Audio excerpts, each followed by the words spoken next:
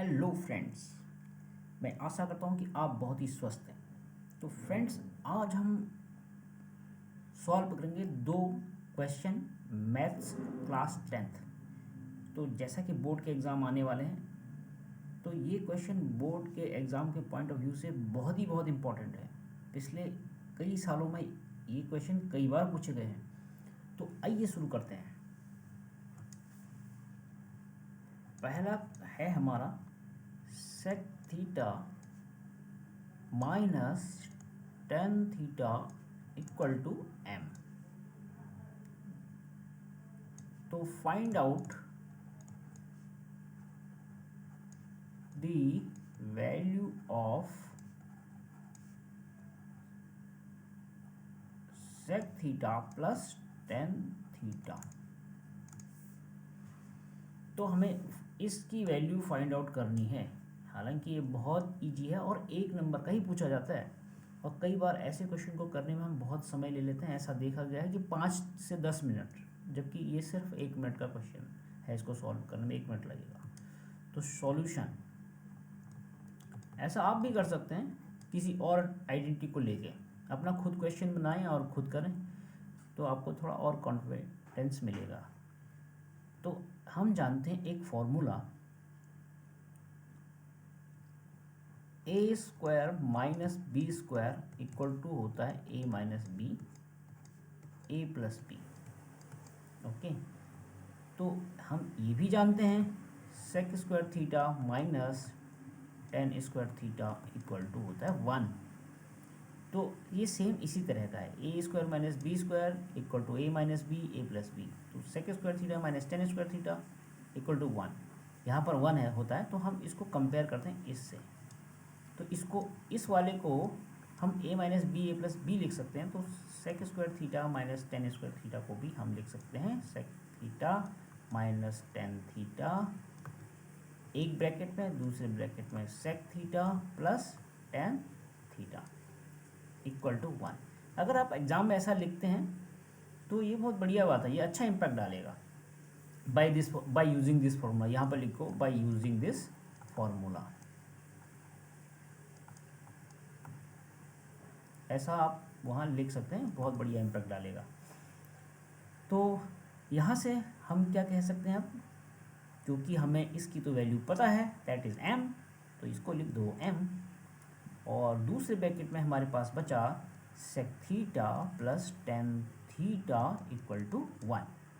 तो m इसके नीचे चला जाएगा क्रॉस मल्टीप्लिकेशन से, तो यहाँ पर बचेगा हमारा sec theta plus tan theta equal to 1 by m।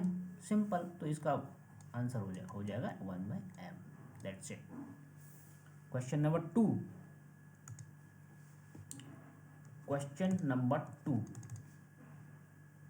1 plus tan square A by 1 plus cot square A लिखो चाहे थीटा लिखो, एक ही बात है, क्योंकि दोनों ही एंगल को रिप्रेजेंट करते हैं। तो ये इक्वल्स होता है टेन स्क्वायर ए। तो हम लेफ्ट हैंड साइड से सॉल्व करेंगे और हम कॉमन सेंस का भी इस्तेमाल करेंगे।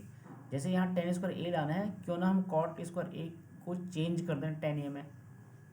1 plus tan A, tan square ए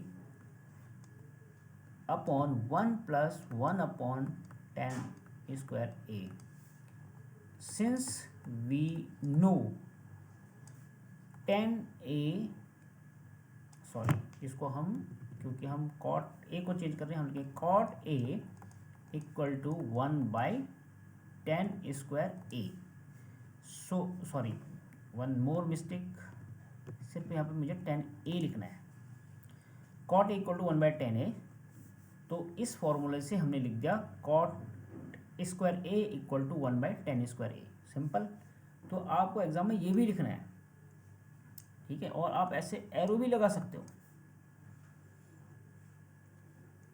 तो नेक्स्ट 1 प्लस टेन स्क्वायर ए,